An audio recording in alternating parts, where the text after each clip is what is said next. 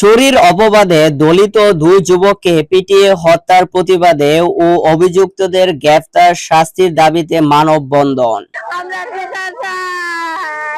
রংপুরের তারাগঞ্জ উপজেলার বুড়িরহাট এলাকায় ভ্যান চুরির অপবাদে মব সৃষ্টি করে দলিত জনগোষ্ঠীর দুই যুবককে পিটিয়ে হত্যার প্রতিবাদে এবং অভিযুক্তদের গ্রেফতার ও শাস্তির দাবিতে মানববন্ধন হয়েছে চাঁপাইনবাবগঞ্জে। রবিবার বেলা 11:30টায় জেলা প্রশাসকের কার্যালয়ের সামনে এই মানববন্ধন অনুষ্ঠিত হয়।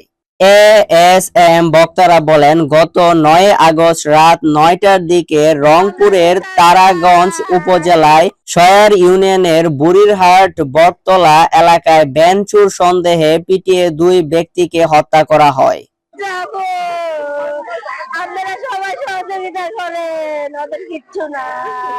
নিহত ব্যক্তিরা হলেন উপজেলার কুরসা ইউনিয়নের গরিরামপুর এলাকার বাসিন্দা রূপলাল দাস ও মিঠাপুকুর উপজেলার বালুয়াবাটা গ্রামের প্রদীপ দাস।